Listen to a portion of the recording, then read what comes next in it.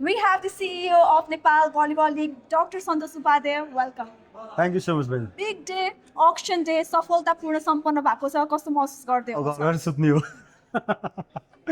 कति दिनदेखि सुत्न पाएको छैन आई थिङ्क आज एकदमै राम्रो अक्सन भयो हामीले फिडब्याक राम्रो पाइरहेछौँ हजुर। सबै टिमहरूबाट जतिले अब्जर्भ गर्नु भएको छ उहाँहरूले हामीलाई वान अफ द बेस्ट लिगको अक्सन भयो भनेर कम्पेयर गरिराख्नु भएको छ that's a good thing that's a win अनि यही सेटिस्फ्याक्सन नै इम्पोर्टेन्ट हो अहिलेलाई सो नेपालमा भलिबलको ग्रोथको लागि नेपाल भलिबल लिग यस्तो टुर्नामेन्ट कतिको आवश्यक छ र तपाईँले पक्कै पनि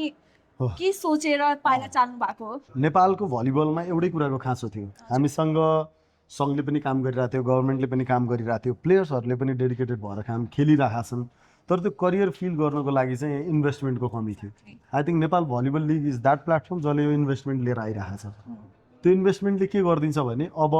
खेलाडीहरूले यहाँ होप देख्छन् एक्ज्याक्टली र सँगै चाहिँ मान्छेले हेर्नलाई टुर्नामेन्टमा त्यो हाइप पनि आयो नि त मान्छेले हेर्दाखेरि पनि त्यो हामीले नयाँ कुरा पसिरहेका छौँ यसले नयाँ अनुभव पनि लिएर आउँछ हामीले फरेन प्लेयर्सहरू लिएर आउँछौँ बाहिर खेलाडीहरूसँग जति धेरै खेल्यो त्यति बढी प्रशिक्षित हुन्छौँ यसको ब्रोडकास्टिङले हु नोज आगामी दिनहरूमा चाहिँ हाम्रो नेपालको खेलाडीहरू बाहिरको लिगहरूमा खेल्न जालान् सो हामीलाई एन्टायर त्यो भलिबलको जुन इकोसिस्टममा चाहिने जुन तबका थियो हजुर त्यो फाइनेन्सको तबका चाहिँ हामीले ल्याएर जोडेर आएको छौँ हजुर र यसलाई चाहिँ कनेक्ट कहाँसँग गरिरहेको छौँ भने रुरल लिगसँग हजुर हामी हरेक प्रदेशमा जान्छौँ गाउँ गाउँमा हामी टुर्नामेन्टहरू गराउनेवाला छौँ जसले गर्दाखेरि चाहिँ गाउँदेखि इन्टरनेसनलसम्म कनेक्ट गर्ने एउटा रुट चाहिँ नेपाल भलिबल लिग हो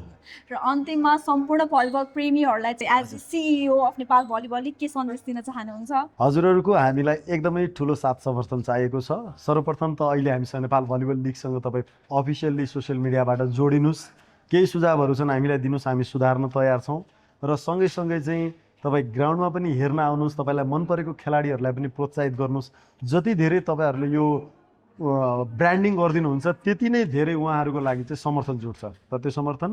भावनात्मक समर्थन मात्रै होइन फाइनेन्सियल सपोर्ट पनि हो जसले गर्दाखेरि ती खेलाडीहरूले बेटर पर्फर्म गर्न सक्छन् र नवआगन्तुक जति खेलाडीहरू छन् उनीहरूको लागि पनि एउटा आशा जागिन्छ त्यही भएर everything is on your like सब्सक्राइबवाला कुराहरूमा सो सोसियल मिडियामा अझै एक्टिभ भइदिनुहोस् हामीलाई धेरै माया गरिदिनुहोस् thank you so much Thank you so much. Thank you.